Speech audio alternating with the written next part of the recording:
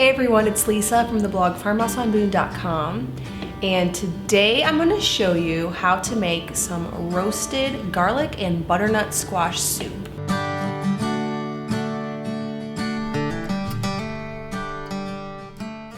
Now this one is the perfect soup for fall.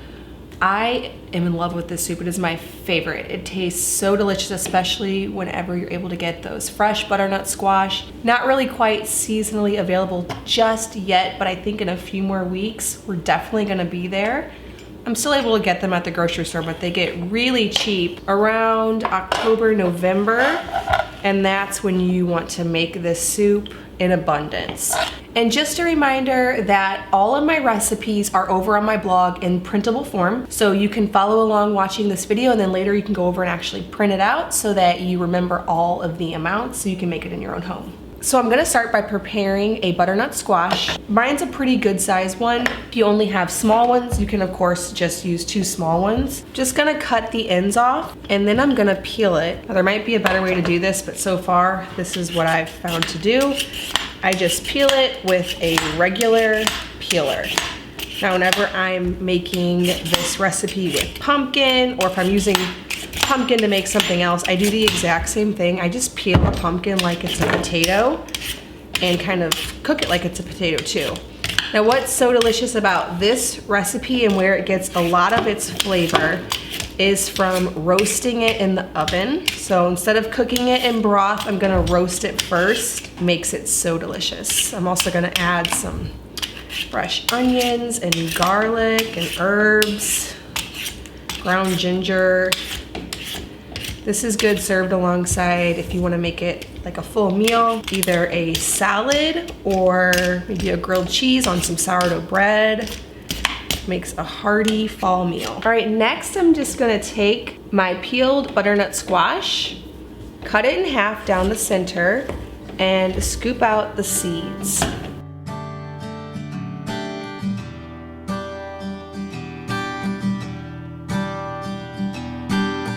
All right, next I'm just gonna chop this butternut squash up in large chunks.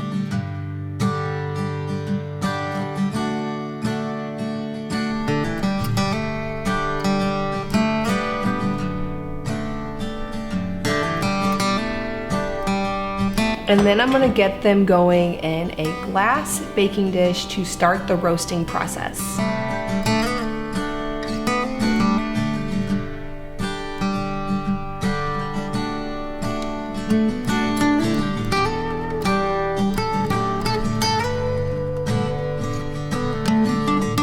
All right, next in another dish, we're gonna get the garlic and onions roasting as well. I'm just gonna start by cutting the top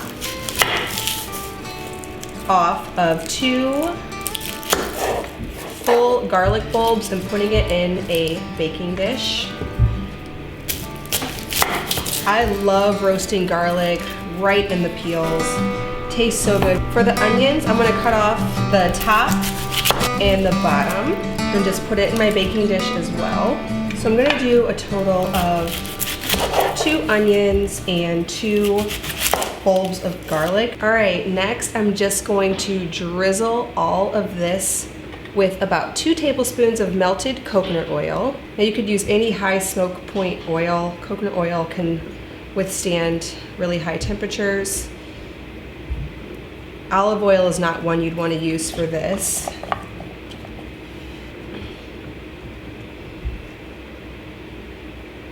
Just get it inside that garlic, all over your butternut squash and onions.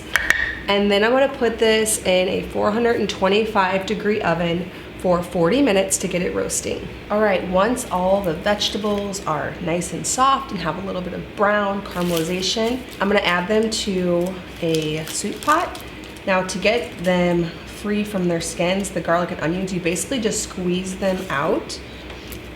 You might wanna let them cool a little bit first. Mine are still pretty hot, but I'm gonna go for it anyway. Kind of break them up a little bit. Add them to the pot. Same with the garlic. It'll be nice and soft. And if you squeeze it like this, it'll come right out of its skin. So I'm gonna do that and then just squeeze it right in my pot.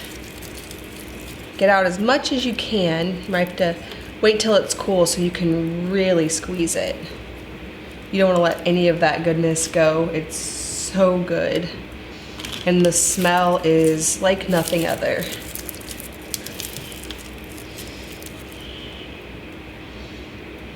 Next, I'm gonna throw my butternut squash in. It's nice and soft and kind of browned from the oven and the oil together. And then I'm just gonna simmer all of this in 4 cups of bone broth for about 15 minutes to let the flavors kind of meld together.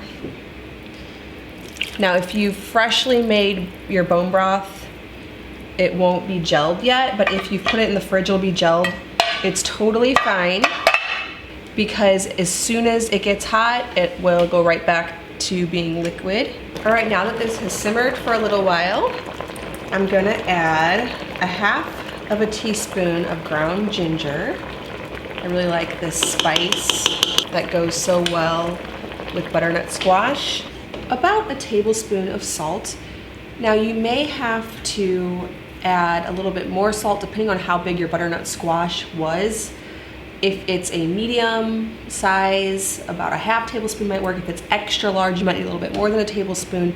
You're just gonna have to taste it and see. And then I'm just gonna blend it up. Now you can use a regular blender. You can just take it out, put it in a blender, put it back. I have an immersion blender, which I like because I don't have to make any extra dishes. But either way totally works.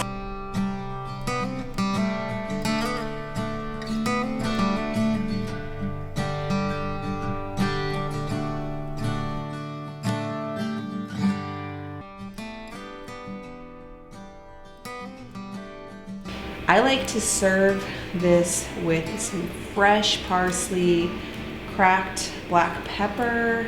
If you're feeling really fancy, you can add a little bit of cream in here or sour cream. Either one tastes delicious. Perfect if you planted in your garden butternut squash or pumpkins, or if they're just available locally for really inexpensive, which I find whenever they're in season they are. This is a great way to use those up and enjoy some homemade soup. All right, well, if you're brand new to my channel, please hit that subscribe button. I make 2 new videos every week on food from scratch, natural living in a handmade home. You can stop by my blog, farmhouseonboone.com. I will leave a link in the description below. For this recipe, I have a printable recipe card, so you can print this one off and save it, or save it digitally to Pinterest, either way, and enjoy this recipe all fall. Thank you so much for stopping by the farmhouse.